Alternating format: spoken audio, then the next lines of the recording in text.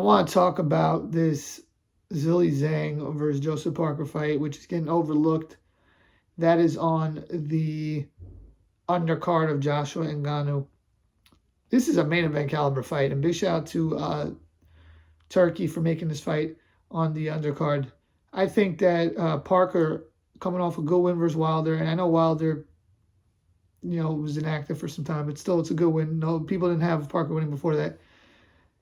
He has fought such great opposition. Wilder, Joshua, Dillian Whyte when Dillian Whyte was prime. Now he's going to fight Zhang. He fought Joe Joyce before the Zhang losses. This guy is a true warrior. Big shout out to him. On the flip side, look at Zhilei Zhang. Here's a guy who was on that Jake Paul Anderson, that Gibb. I don't know his first name, Gibb. Anson Gibb, whatever his name is.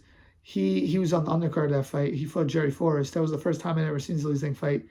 And he dropped Forrest 3 times. But his gas tank was so poor, Zhang, that even though it was only a 10-round fight, Jerry Forrest was able to rival back and get himself a draw. And I remember thinking, this dude Zhang, his gas tank is horrible.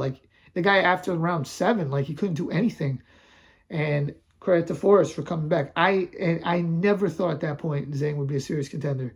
He then fought Hrgovic, surprised people, lost but close. A lot of people thought he won. Me personally, I thought Hrgovic deservedly won because I thought Zhang just fought in spurts.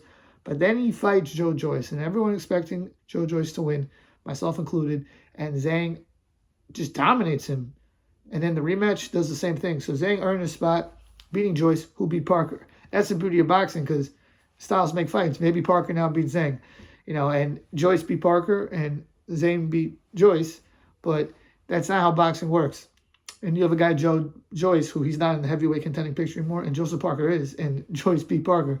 So that just shows you how crazy boxing is. A guy, Joyce knocked out Parker, and Parker beat Wilder. So losses don't kill you. That's the problem. If you're not going to fight the best, no one's going to know how good you are, and you're not going to know how great you are. 1 or 2 losses is not going to end you.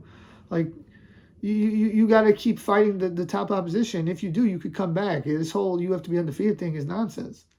As far as this fight goes, obviously Zhang has a massive size and power and reach advantage. He's a southpaw.